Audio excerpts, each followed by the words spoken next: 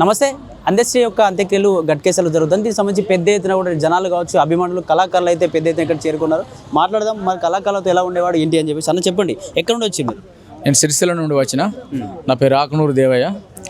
అన్నగారితోటి తెలంగాణ ఉద్యమం కన్నా ముందు నుంచి జానపదాలు, తెలంగాణ ప్రాంతం నుంచి జానపదాలు ఎప్పుడైతే క్యాసెట్ల ద్వారా బయటకు వస్తున్నాయో అప్పటి నుండి అన్నగారితో పరిచయం. దేవుడు దేవుడు అని చాలా ప్రేమగా పిలిచేవాడు. అన్న అందించినటువంటి ఒక్కొక్క పాట ఒక్కొక్క తుపాకీ తూటై తెలంగాణ ఉద్యమాన్ని సాధించింది. ఏ పాటకు ఆ పాటనే అద్భుతం, మహా అద్భుతం. మనిషిని కదిలించాలన్నా, మనసును పులకరింపజేయాలన్నా, మనిషి ఆలోచించే విధానంగా పాట రాసి మనిషి అంటే గిదిరా, మనిషి అంటే ఈ విధంగా ఉండాలి, సమాజానికి, ప్రకృతికి, వ్యవస్థకు నీ వంతు కర్తవ్యంగా ఇంత సేవ చేసేటట్టు ఉండాలి అని చెప్పి ఆయన తన రచనల ద్వారా ఈ యొక్క సమాజానికి, ఉమ్మడి రెండు రాష్ట్రాలకి, తెలంగాణ కానీ ఆంధ్రప్రదేశ్ కానీ అద్భుతమైన పాటలు అందించినటువంటి కీర్తి, ఘనత ఒక అందశ్రీకి దక్కింది. తెలంగాణ రాష్ట్ర గీతాన్ని అద్భుతంగా రాసి ప్రతి ఒక్క తెలంగాణ ధూమ్ధామ్ కార్యక్రమం స్టార్ట్ అవుతుందంటే జయ జయ హే తెలంగాణ జననీ జయకేతనం, ముక్కోటి గొంతుకలు ఒక్కటైన చేతనం,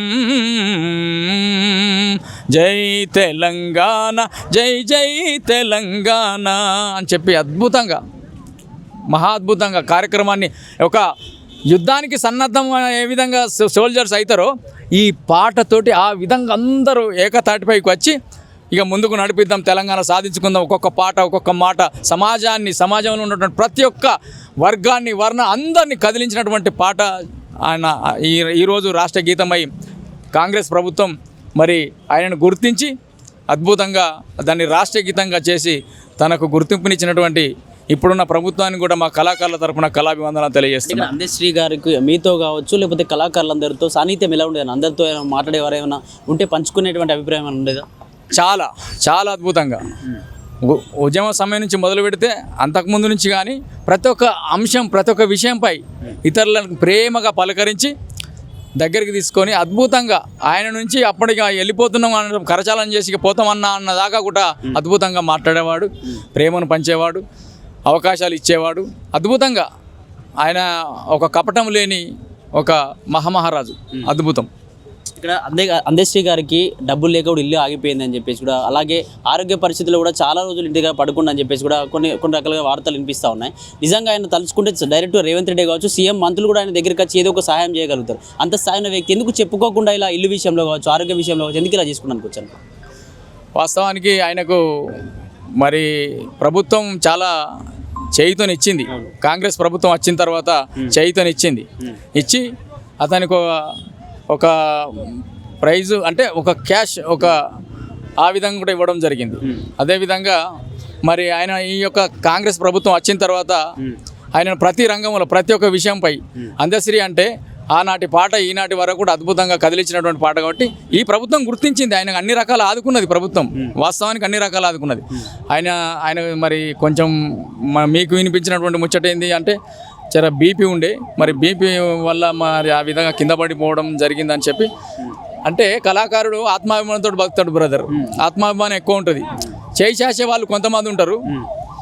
చేయి చేసకుండా గౌరవప్రదంగా ఇస్తే, గౌరవంగా నువ్వు గౌరవించి ఇస్తే తీసుకుంటే అది వేరే.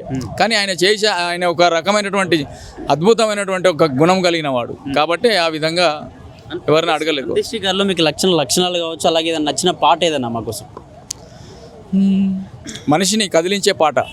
ప్రతి ఒక్క మనిషి యొక్క మానవత్వం, మనిషి యొక్క విలువ, మనిషి ఏ విధంగా సమాజంలో ఉండాలనేది ఒక పాట అద్భుతంగా చెప్పిండు. మాయమైపోతున్నడమ్మా మనిషన్నవాడు, ఓ మచ్చుకైనా లేడు చూడు, మానవత్వం ఉన్నవాడు, నూటికో కోటికో ఒక్కడే ఒక్కడు, నూటికో కోటికో ఒక్కడే ఒక్కడు, యాడ ఉన్నడు గాని కంటికి కనరాడు, మాయమైపోతున్నడమ్మా